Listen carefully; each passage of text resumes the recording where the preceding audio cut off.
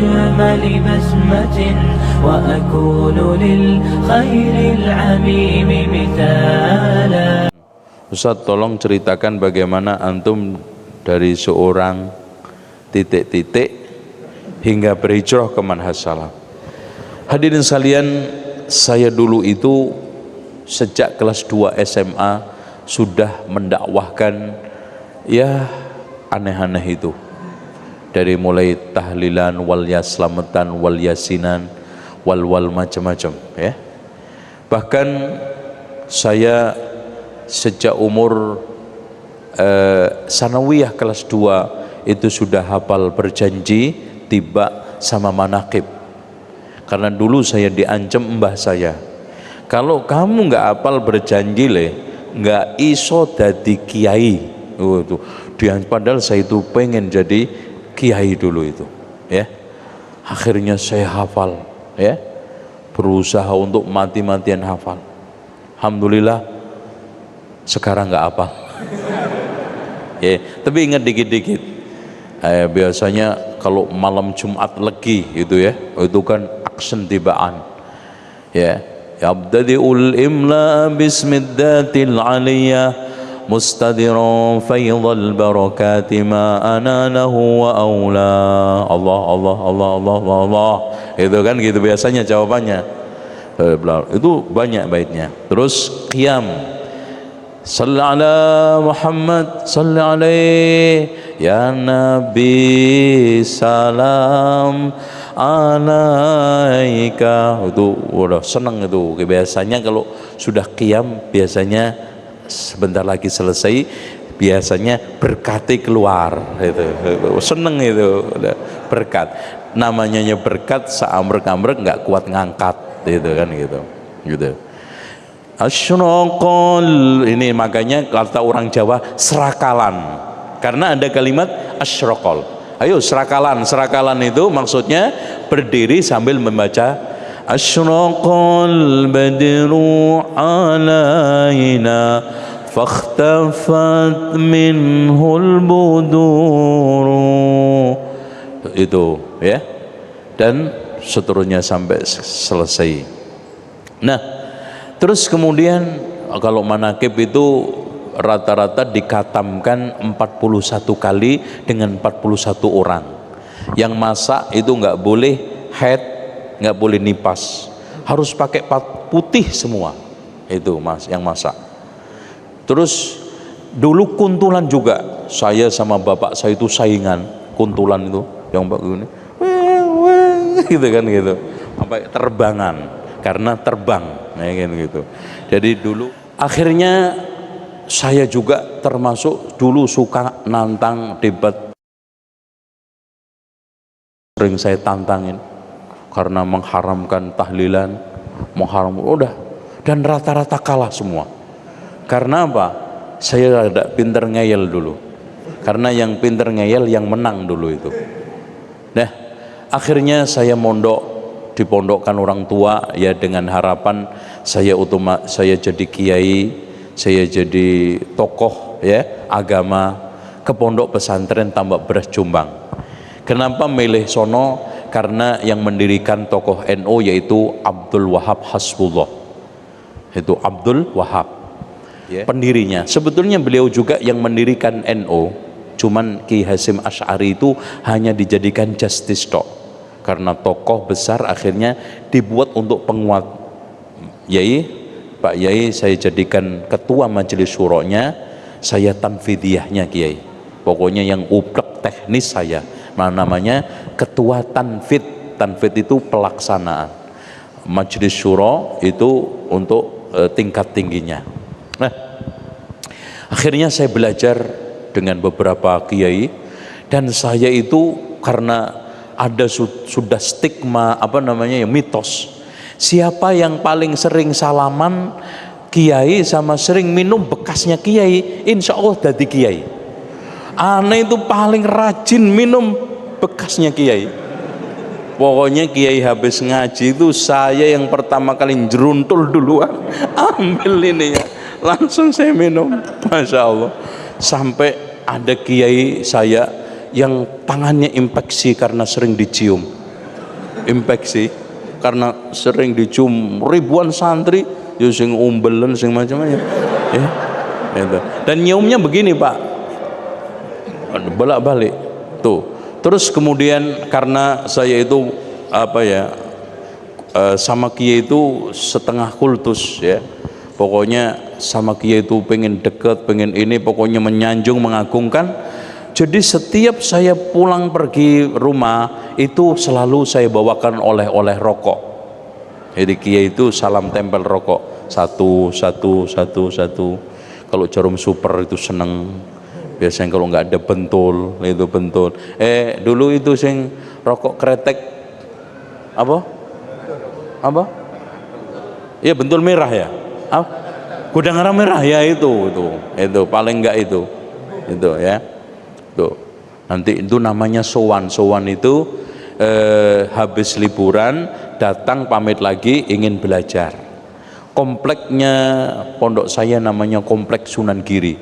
Dulu nyampur Lamongan, Gresik ngumpul, sampai sekarang toko saya beri nama Toko Sunan Giri di depan pondok saya. Ya, Toko Sunan Giri. Ya.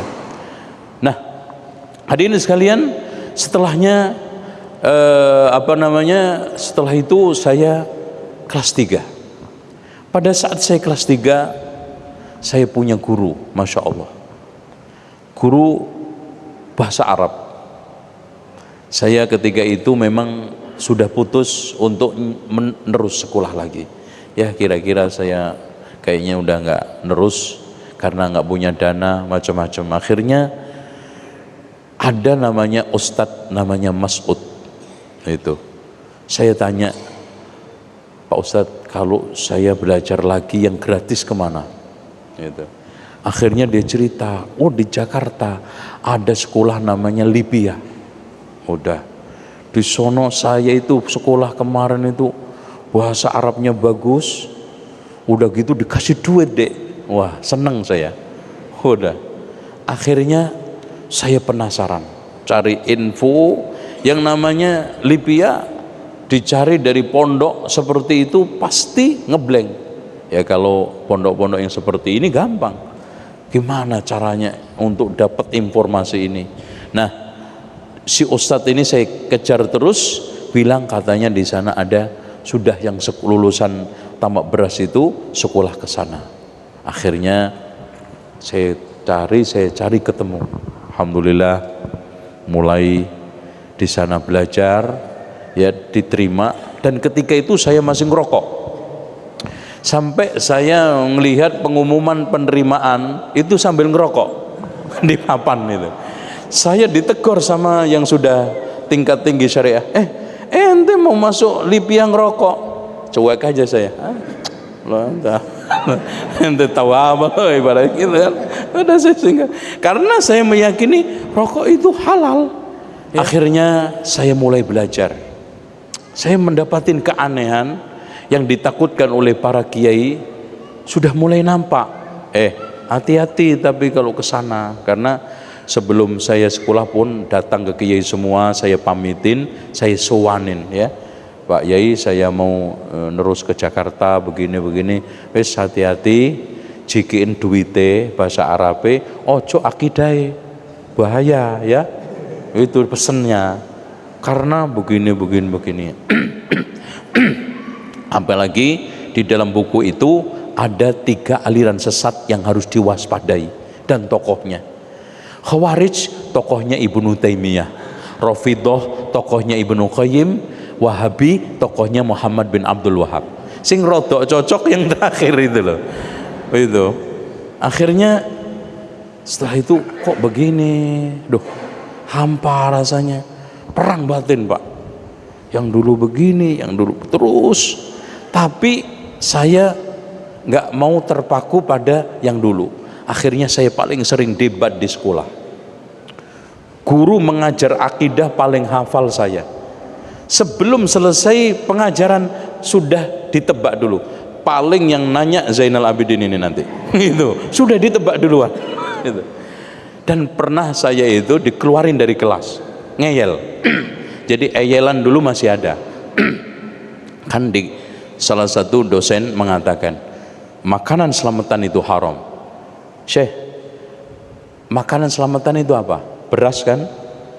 Buah-buahan, daging sapi, daging kambing. Haramnya dari mana? Anaknya ya. Ada nggak dalil haramnya daging babi? Ada nggak dalilnya haramnya buah-buahan?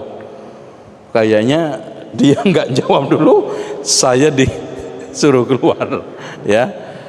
Terus saya nggak patah arang sampai akhirnya masuk takmili, masuk syariah.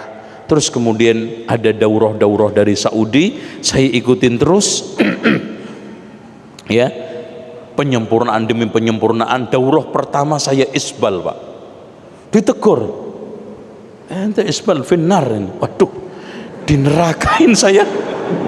Masya Allah, ini belum apa-apa neraka itu. Udah akhirnya anak dialog kalah, dalil-dalilnya ini.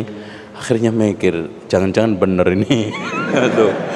Akhirnya saya coba untuk kaji terus. Iya ya, Rasulullah mengatakan benar, tapi kiai saya dulu kenapa isbal semua? Nggak isbalnya cuma sarungan. Kalau sarungan nggak isbal mereka, pada cingkrang memang. Semua kiai kalau sarungan sunnah semua, iya cingkrang. Kalau ini yang pakai celana itu yang repot, ya tuh. Walhasil materi demi materi pengamalan, apalagi ketika kos, saya tiap hari dialog sama kakak kelas saya tentang tahlilan, yasinan, selamatan. Tiap hari dijelek-jelekin, mangkel saya terus terang, Pak. Dan saya ya wajar, ya saya wajar aja kalau ada teman-teman oh sekarang seperti itu, ya nggak jauh-jauh seperti saya. Saya itu seperti ini kan di Libya aja 7 tahun, Pak. Itu tiap hari. Bagaimana yang nggak sama sekali? Yang ngaji cuman sebulan sekali, ya butuh 50 tahun. Itu baru ngeh tahlilan nggak boleh, itu kan. Akhirnya kok seperti ini ya yang benar. Alhamdulillah. Cuman Pak, yang tidak diketahui siapapun, saya harus keluar dari dunia perdukunan. Selama 3 tahun saya perang dunia lain. Maaf, dunia lain itu saya kalau tidur nggak pernah bisa les, tapi nggak pernah melek, selalu ada aja. Itu sampai 3 tahun ngeluarin ini, ruqyah ini, tapi nggak pernah ada orang yang tahu, ya. Dan si orang dekat pun termasuk orang tua saya, ya. Karena dulu saya mulai merdukun itu kelas 2 SMA. Karena dukun itu menjadi alat bagus untuk dakwah sambil dukun gitu loh, Pak. Itu kan kayak wali songo, jadi kan hebat gitu loh. Kan sambil dakwah bisa ngobatin orang, megang tok aja ngelune hilang, itu kan gitu. Masya Allah, seneng orang. Akhirnya hilang lepas, saya mendapatkan panggilan untuk melanjutkan sambil dakwah ke Riyadh, katanya bisa ketemu Syekh bin Baz. Saya bayangi Syekh bin Baz itu kayak apa, ya. Ya Allah, nanti bisa ngaji enggak itu. Akhirnya bulan pertama, kedua mulai bisa ketemu ngaji di rumahnya. Ya, Masya Allah, ternyata tidak saya bayangkan. Tak kira wonge gede, terus gagah, susah untuk ditemui dan menjaga jarak. Ternyata Masya Allah di rumahnya, ya, beliau dalam keadaan buta. Saya lihat subhanallah sorbannya sudah sangat jelek, ya. Bajunya pun sangat sederhana. Dan yang lebih membuat kita tertarik, ya Allah ini benar-benar ulama nih, makan bareng sama kita. Jadi yang ngasih makan beliau, ya, gelar gitu. Di ngaji itu ada 2 term, ya. Habis sholat Jumat beliau dengar khutbah dulu, khutbah rekaman, terus kemudian ngaji. Setelah ngaji sholat asar, habis itu makan, habis sholat asar ngaji lagi sampai menjelang maghrib, terus begitu di rumah. Nah, makan sama kita, ya, cuci tangan di tempat bareng-bareng, ya. dan tidak pernah ada wah ini orang Indonesia, ini orang enggak. Saya pamit Syekh, mau belajar di antum, mohon izin. Oh ya, fadhol, silahkan. Ini tempat pelajaran, ini belajar siapa aja, bukan hanya untuk orang Arab, silahkan. Saya dari Indonesia Syekh, insya Allah bisa menimba ilmu di sini. Alhamdulillah, kajian pada saat itu adalah kajian tafsir, dan tepatnya adalah Ma'alimut Tanzil karya Imam Al-Baghawi. Ya, tafsirnya sampai sekarang ada karena saya beli untuk kajian itu. Pertemuan demi pertemuan, inilah sejatinya ulama, inilah sosok karismatik. Dan subhanallah Pak, yang ngaji itu subhanallah pejabat-pejabat eselon, ya, kadang-kadang menteri ada yang datang, ya, kadang-kadang ulama-ulama juga besar datang. Dan yang lebih ajaib lagi, semua kelompok, mau ikhwani, mau Hizbut Tahrir, mau ini, ngaji semua. Dan anehnya, kalau sekarang Syekh ditanya tentang bagaimana Syekh Ikhwanul Muslimin, dijawab apa adanya, nggak ada yang tersinggung itu ikhwan. Yang muyul kepada ini, bahkan ada tablighi juga datang.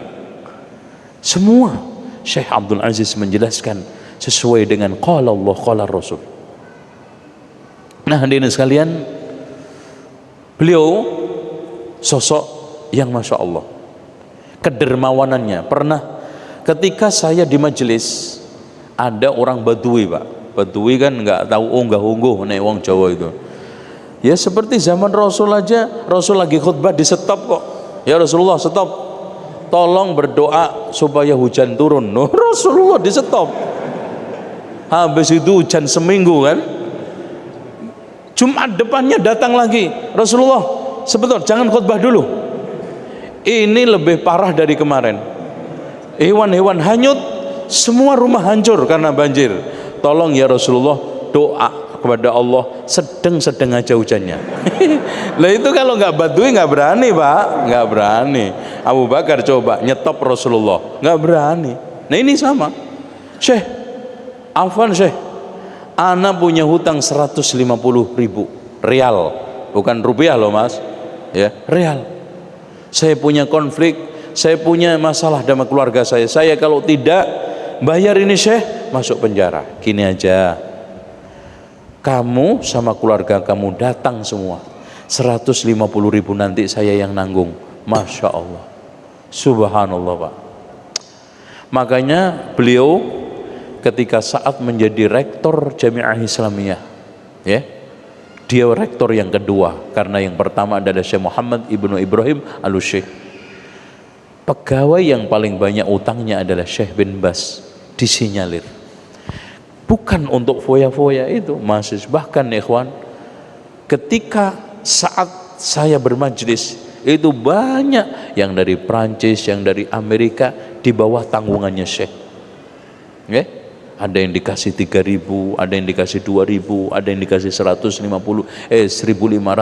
untuk kehidupannya, karena nggak sekolah, nggak dapat mukafaah. Seperti itu. Dengan demikian, sosok ulama yang betul-betul kita bisa jiwain, kita bisa keruk hikmahnya menjadi simpanan kita semua adalah Syekh Abdul Aziz bin Baz. Oleh karena itu, tidaklah salah berlebihan kalau orang Saudi, semua rakyat ketika saat wafat hadir 1 juta lebih orang untuk menyolatinya. Dan tidak salah juga, tidak berlebihan kalau memberikan titel Al-Walid, Samahatul Walid, yang terhormat bapak kita semua, bapak bangsa, bapak umat. Inilah sosok sedikit yang beliau juga hafal, ya, Al-Quran otomatis, dan beberapa kitab sittah beliau hafal, yang itu semuanya sudah masyhur di kalangan para ulama yang lainnya. Dan beliau adalah ulama yang sangat lapang dada terhadap khilafiyah, sangat berani untuk mengakui kesalahan. Coba bayangkan Pak, ada orang yang mencaci maki Syekh Abdul Aziz bin Baz, didengar oleh beliau ketika sakit parah, dikunjungin. Mencaci makinya apa? Apaan? Syekh besar, kitabnya kecil-kecil. Kitabnya Syekh bin Baz itu nggak ada yang besar, kitabnya kecil-kecil. Apa jawaban beliau ketika kunjungan? Fulan, kamu saya dengar katanya mengatakan begini begitu, apa betul? Masya Allah, klarifikasi juga, nggak nuduh. Kemudian setelah itu, benar wahai Syekh, wahai Fulan, ketahuilah ulama yang ngarang kitab gede-gede untuk talabul ilmi itu sudah banyak, yang orang-orang awam ini jarang saya tuliskan untuk mereka. Waktu melihat kitabnya mereka semua orang awam, Al-Kahana, sihir dan perdukunan, kecil. 3 masalah sifat sholat, toharoh, ini Masya Allah. Ini Syekh Abdul Aziz bin Baz rahimahullahu ta'ala. Semoga Allah subhanahu wa ta'ala menempatkan beliau pada tempat yang mulia, dan itulah yang mengilhami keagamaan saya sedikit dan memberikan suatu pencerah dakwah saya, walaupun saya tidak mengaku sama sekali murid, ya, sama sekali. Saya hanya pernah ketemu, dan pertemuan itu saya hanya berharap menjadi saksi nanti di hari kiamat untuk saya, membela saya. Kalau murid, Masya Allah Pak, murid itu butuh ini, tapi pernah ketemu sama beliau, sama Syekh Abu Bakar Al-Jazairi, juga Syekh Abdullah ibn Jibrin. Cuman Syekh Utsaimin belum sempat ketika itu.